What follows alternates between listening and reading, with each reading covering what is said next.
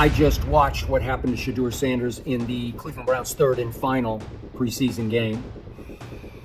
And I'm outraged, I'm sickened, and I'm saddened. One guy can be the only one to wreck the entire play. I feel like you belong here on this team. Joe Flacco just delivered a statement about Shedeur Sanders that has the entire NFL buzzing, and what he said could completely reshape how we view rookie quarterbacks in this league. The 39-year-old veteran dropped truth bombs that league executives definitely don't want you to hear. But here's the kicker. What Flacco revealed might be the exact reason why Shedeur's NFL future hangs in the balance right now. It's just the way that you react to that is a little bit more, you can tell is a little bit more experienced than a younger guy, that it might throw him off a little bit. Listen, when a Super Bowl champion quarterback steps up to defend a fifth-round rookie, you know something serious is happening behind closed doors.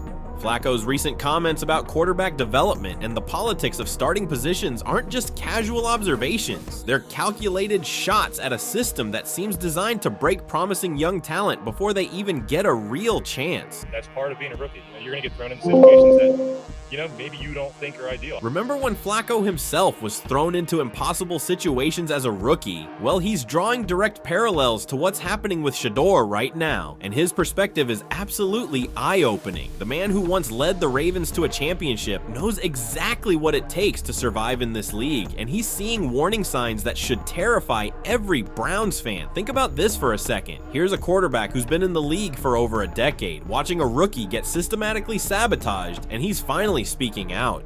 Flacco mentioned how rookies get thrown into situations that maybe you don't think are ideal, and that's putting it mildly when it comes to Sanders' treatment in Cleveland. He lit them up. He shamed them and the NFL in the first preseason game. Actually, what's happening to Shedeur isn't just unfair, it's borderline criminal from a development standpoint. The kid gets his shot in the first preseason game with actual talent around him and absolutely lights up the scoreboard. Fast forward to the third preseason game, and suddenly he's playing with fourth and fifth string players who couldn't make a high school varsity team. You just try to do your best, and felt like I was having a good camp with the reps that I was given, and that's all you can do. Coincidence? I think not. Flacco knows exactly what this looks like because he lived through similar politics early in his career. When he talked about getting thrown into a game against New England with 2 minutes left and fumbling on the 1-yard line, he wasn't just sharing a random memory. He was drawing a direct comparison to Sanders' situation. What's crazy about all of this is that they're pretty much hyping up a 39 to 40-year-old quarterback. Then you got old-ass Kenny Pickett. And the Cleveland Brown fans sitting there like they just won the lottery, bro. Like, this is just the hottest thing in all the news, bro. And I'm here to tell you, this is bad. Meanwhile, the Browns are celebrating like they just won the lottery because they're starting a 40-year-old quarterback who last had a meaningful season 3 years ago. Cleveland fans are acting like Joe Flacco in 2024 is some kind of championship solution, when in reality, they're watching their franchise quarterback of the future get buried on the depth chart behind players who won't even be in the league next year. Who thought that Joe Flacco would come back in here and win this starting job at the age of 40, his 18th season? I think even he's surprised. But here's where it gets really interesting, and you're going to want to stick around for this because what I'm about to tell you explains everything about why the NFL treats certain players the way it does. Flacco's comments about team chemistry and offensive development aren't just football philosophy, they're a roadmap for understanding exactly how the Browns are setting Sanders up to fail. Or listed right now on the ESPN.com depth chart, and he's not even listed, so he's at best the fifth tight end on this squad. Will he make the practice? I have no idea. Consider what happened in that final preseason game. Shedeur gets the third quarter with players who literally aren't even listed on the team's depth chart. His best target? A tight end named Sal Cannella, who's bounced around 4 different teams and went unsigned as an undrafted free agent. This is like asking a Formula 1 driver to win a race in a broken down Honda Civic.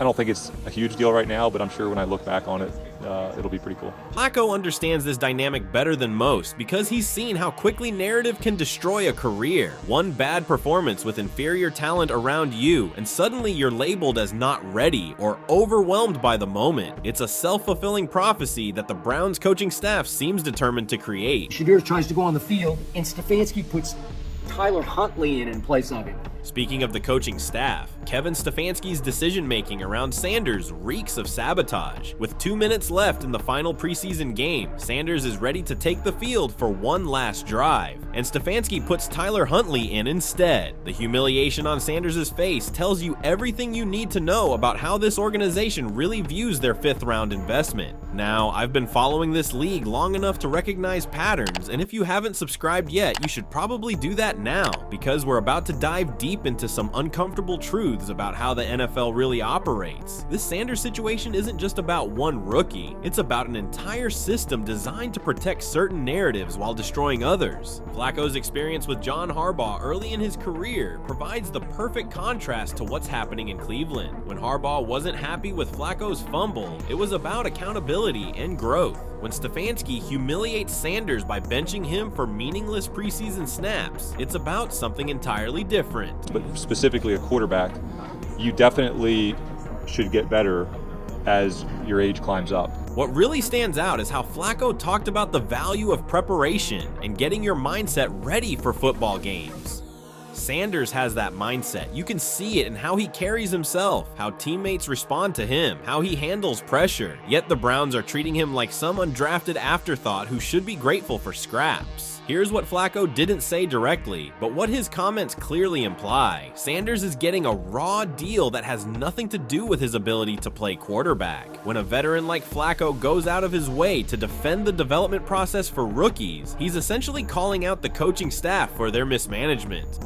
One guy can mess up and it wrecks the whole play. The most damning part? Flacco mentioned how one guy can mess up and it wrecks the whole play on offense. Well, what happens when you surround a rookie with guys who are guaranteed to mess up because they're not even NFL caliber players? You get exactly what happened to Sanders in that 3rd preseason game. 5 sacks and 3 completions for 14 yards. He'd probably be a little bit surprised that he's actually still playing at 40 years old. But wait, there's more to this story that'll blow your mind. Flacco's comments about feeling as good as I ever have at 40 years old aren't just about his personal fitness. They're a direct shot at the Browns' long-term planning. He knows he's a temporary solution, which makes the Sanders situation even more puzzling. I got it. He's got the exotic cars, and he's got the attitude. He's got the swag.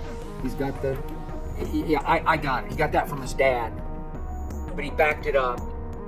Game after game, throw after throw. You want to talk about clutch toughness? Think about the logic here. You draft a quarterback in the 5th round. He shows incredible promise in his first real opportunity, and then you systematically destroy his confidence while celebrating a 40-year-old placeholder. Either the Browns have no idea what they're doing, or this is intentional sabotage designed to prove a point. I think overall as a player, I feel like I put in the work. I feel like everything I do, I try to do it to my best, and that's all I ask for. Flacco's experience tells him that Sanders has something special, but he also knows that talent alone isn't enough in this league. The politics, the narratives, the old boys club mentality, all of it plays a role in determining who gets opportunities and who gets buried. What's particularly telling is how Flacco emphasized that you don't take for granted opportunities in this league. He's seen too many talented players waste away because they were in the wrong situation at the wrong time. Sanders might be heading down that same path if something doesn't change quickly. People were asking Kevin